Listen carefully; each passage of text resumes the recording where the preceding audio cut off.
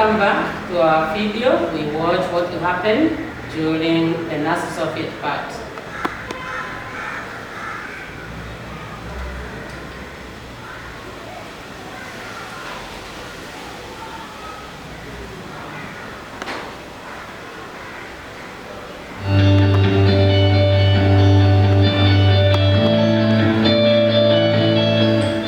Can you imagine a scenario in which a little kid is playing on the playground and all of a sudden a bully appears, but the bully doesn't want to mess with this little kid because the little kid has an older brother? Would you be surprised if the bully and the older brother suddenly became best friends?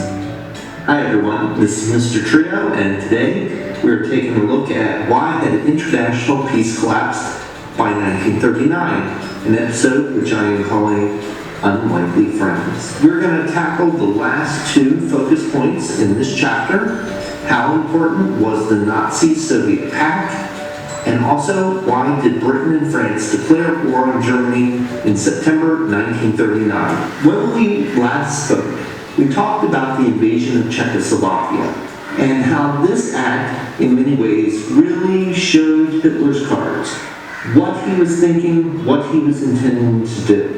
And as we discussed, Poland is the big card he's ready to play. Poland is what Hitler wants most. But before Hitler could take Poland, he needed certain assurances.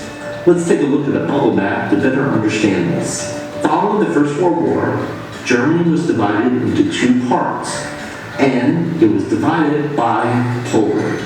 Poland was recreated after the First World War, in part through land that was taken from Germany. Now, if Germany wanted to advance and attack Poland, it had to worry not so much about Britain and France, because they were some distance away, but Poland's immediate neighbor to the east, and that is Soviet Russia. So before Nazi Germany would make a full plan to attack Poland, it needed a plan with Soviet Russia. And this plan was hatched. In 1939, Nazi Germany under Adolf Hitler and the Soviet Union, controlled by Joseph Stalin, made an agreement. An unlikely agreement between two individuals that didn't really like each other. This agreement was known as the Nazi-Soviet Pact, and the agreement essentially said that they would swear for 10 years not to attack one another. And this was a good deal for both of them. Nazi Germany could take Poland without worrying about Soviet Russia attacking them, and Russia knew that Britain and France would be occupied with Germany and could save its power and fight another day. This is the setup to the beginning of the Second World War. In September 1939, Germany, with a superior army and air force, invades Poland, and they quickly push aside the Polish army, which is much smaller and not as well trained. Now, at this point, Hitler didn't really know what would happen. How would Britain and France respond? As a reminder, Hitler had had a foreign policy of many aggressive acts over the few years before this, and each time Britain and France had appeased him. Would Britain and France essentially allow this to also go by without a hostile response? The Prime Minister of Great Britain went to the radio and addressed this issue directly with the people. Here is a portion of what he said. This morning, the British ambassador in Berlin handed the German government a final note, stating that unless we heard from them by 11 o'clock, that they were prepared at once to withdraw their troops from Poland, a state of war would exist between us. I have to tell you now that no such undertaking has been received, and that consequently this country is at war with Germany. So that is essentially how the Second World War begins in Europe. The greatest war that took more lives both soldiers and civilians, than any other in the history of mankind. So, we've gotten to this point. We're going to have a short video after this one as a conclusion to wrap things up. Thanks a lot, and I'll see you in class. Okay, welcome back. We've watched how the Nazi-Soviet Pact, how it caused the Second World War inevitable, because we find now the appeasement policy could not go beyond that.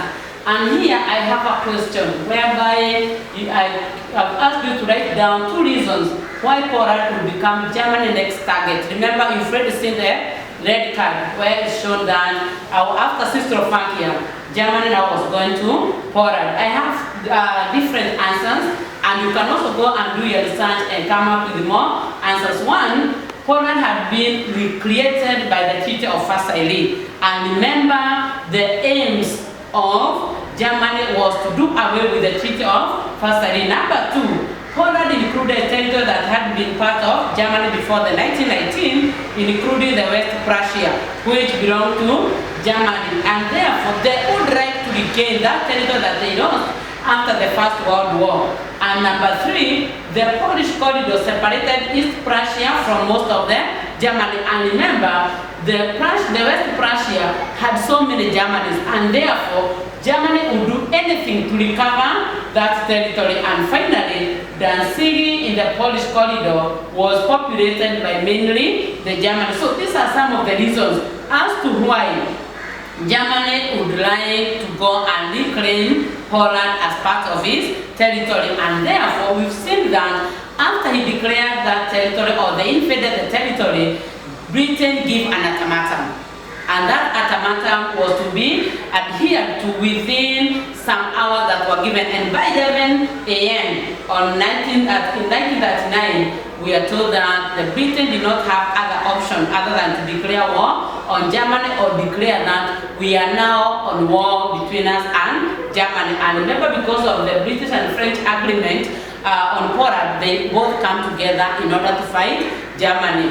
Now, from here, you can see now there is no peace, because the work of the League of Nations was to promote peace. And our question, or our big question, was why the peace failed in the 1930s up to 1939, or in other words, what were the causes of the Second World War. And with this, I would like to come to the end of this topic by saying that Hitler and his aggression was blamed so much as the real cause of the Second World War as the way they were blamed during the First World War I.